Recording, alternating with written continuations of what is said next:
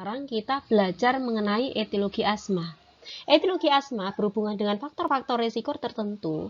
Yang pertama, asma intrinsik atau asma atopik.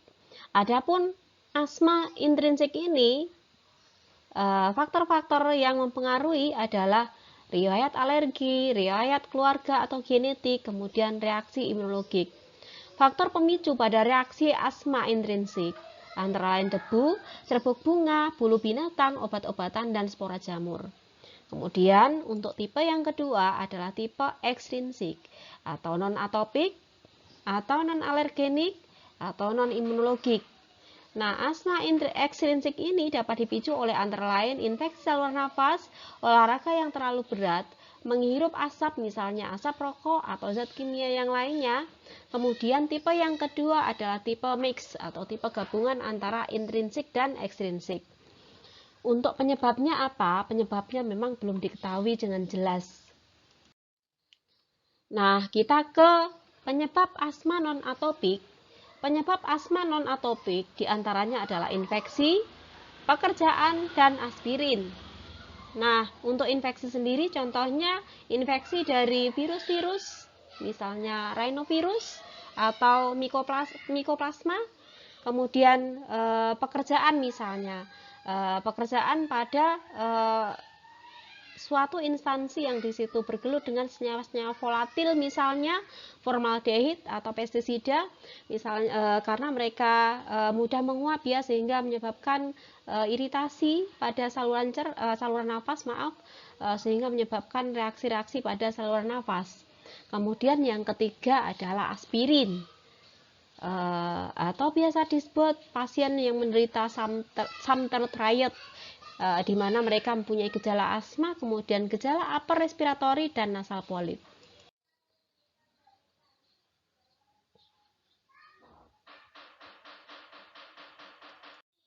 Berikut penjelasan tentang Sumter triad. Sumter triad adalah kondisi kronis dengan adanya asma, radang sinus bersamaan dengan polip hidung, dan sensitivitas aspirin.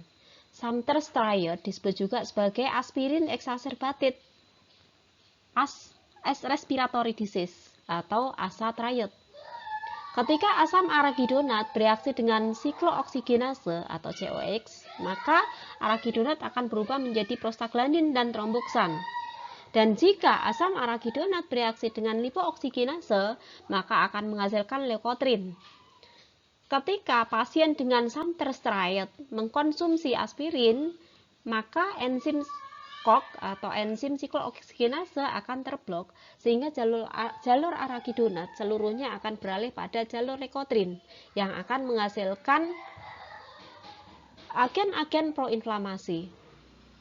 Nah, karena dihasilkannya ada agen-agen proinflamasi ini, maka akan tercetuslah asma.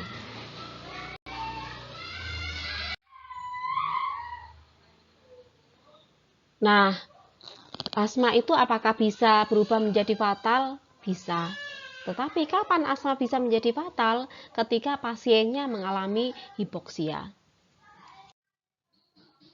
Nah, jika dilihat pada biopsi saluran nafas pasien asma, maka akan ditemukan beberapa perubahan, yaitu adanya Creutzmann spiral yang disebabkan karena sumbatan mukus pada bronkiolus, kemudian Charcot-Leyden kristal yang merupakan protein galaktin 10 dari eosinofil, dan Crayola bodies yang merupakan epitel kolumnal bersiria dari saluran pernafasan yang lepas. Nah, kemudian pada bronkiolus juga terlihat beberapa RW remodeling seperti hipertrofi dan hiperplasia otot polos bronkiolus, epithelial injury, hipertrofi kelenjar mukus subepitel, peningkatan vaskularitas saluran nafas, dan deposisi kolagen pada subepitel. Nah, untuk gejala klinis asma, seperti tadi sudah disampaikan, ada batuk, kemudian sesak nafas, mengi, kemudian dada terasa berat. Gejala tersebut mempunyai ciri khas, seringkali timbul bila ada faktor pencetus. Dapat berulang dan diantaranya ada periode bebas serangan, sering memburuk terutama pada malam atau dini hari, dapat reda dengan pengobatan dan terkadang dapat reda tanpa dengan pengobatan.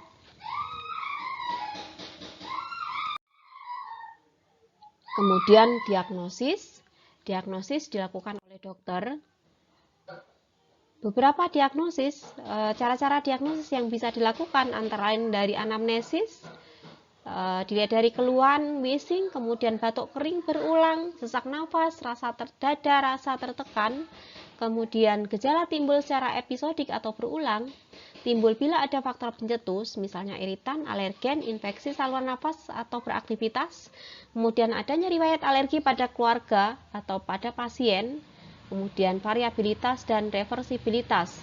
Kemudian dilakukan juga pemeriksaan fisik dengan melihat adanya wheezing atau dengan melihat ada tidaknya alergi dengan cara skin prick test.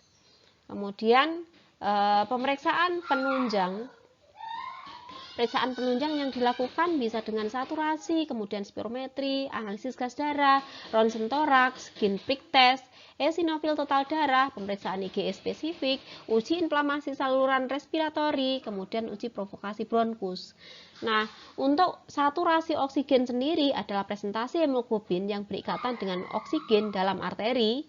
Saturasi oksigen normal di sini di antara 95 sampai 100%. Untuk spirometri digunakan untuk memeriksa cara kerja paru-paru saat inspirasi dan ekspirasi. Nah, spirometri ini mengukur dua faktor kunci, kapasitas vital paksa ekspirasi dan volume ekspirasi paksa dalam satuan detik. Nilai FVC pada pria rata-rata 1,2 plus minus 0,5 liter, pada wanita 1,2 plus minus 0,4 liter. Rasio FEV1 dibanding FVC pria rata-rata adalah 97,4 plus minus 6,6%, kemudian wanita 96,2 plus minus 5,8%. Rasio FEV1 dan FVC dalam satuan persen umumnya digunakan sebagai indeks yang sensitif untuk membedakan pasien dengan hasil uji spirometri yang normal, ringan, dan berat.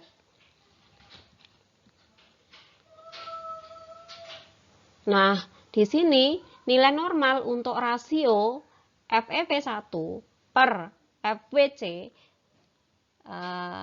di atas 0,75 sampai 0,85 tergantung dari usia. Tetapi untuk nilai kurang dari 0,70 menunjukkan pembatasan aliran udara, misalnya pada pasien asma. Nah, ini ya.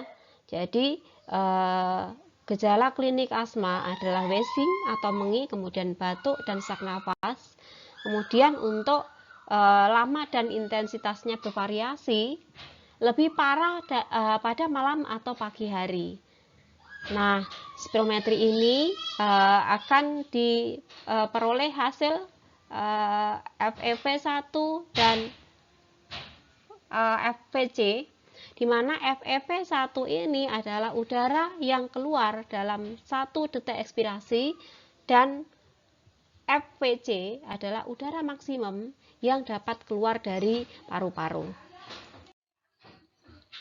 Kemudian dapat juga dilakukan tes bronkodilator, misalnya penambahan inhalasi salbutamol.